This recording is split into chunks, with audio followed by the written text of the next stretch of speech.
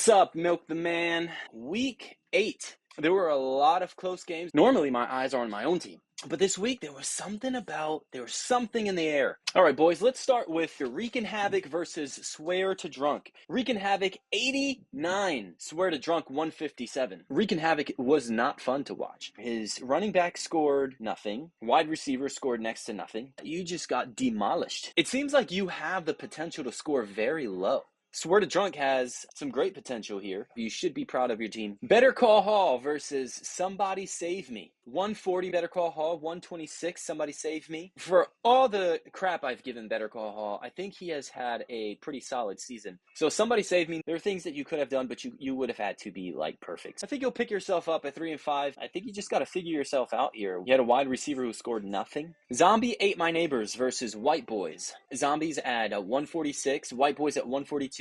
Johnny didn't play anyone who was either out, questionable, or suspended. Stephon Diggs was officially placed on injury reserve. ACL, honestly, I wouldn't be surprised if Johnny played him next week. He barely manages his team and somehow is at 5 and 3. I think Johnny's team is a sleeper. If he just did a few things right throughout the season, he could easily be at 7 and 1 if he had just managed his team appropriately. I'm glad White Boys finally got rid of his Jets defense because that's probably what held you back. No Pain, No Gain versus Aubrey Laporta.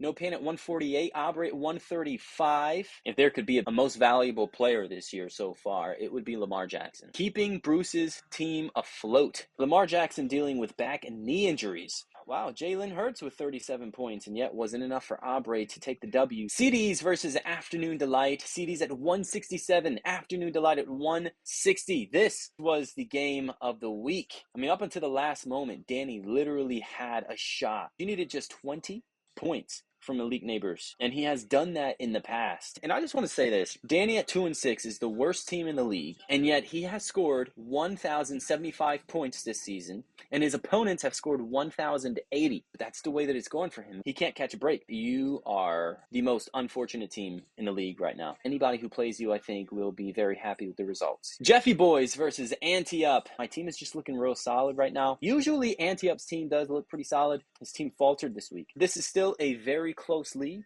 Danny owns the highest losing streak at 5-game skid. I own the highest winning streak at a 4-game rise. Let's go ahead and look at the week ahead and make some predictions. Let's start with Afternoon Delight versus Aubrey. Seemingly every game that Danny plays in, his opponent is going to score just a little bit more than him. I think Aubrey's going to take this one, and I think it'll be another close call. It's not the commissioner's year. Aubrey Laporta will move to 4 and 5, and his season will still be very much alive. White Boys versus Wreakin'. Wreakin' has shown himself to be a very, very good team some weeks and a very, very bad team other weeks. I'll give this one to White Boys. 4 and 5 for him. Wreakin' will fall to 4 and 5. Zombie Ate My Neighbors versus Somebody Save Me. Zombies has been very good this year, surprisingly, at 5 and 3. Let me just show you this. He's got a running back on a bye. He's got Stephon Diggs, who's on the injured reserves. Tight end Kittle, who's on a bye. He's got the Giants defense, which might as well be on a bye because they stink. I don't think Zombies is going to manage his team. Somebody Save Me is going to have the easiest win of his season. No Pain, No Gain versus Ante Up.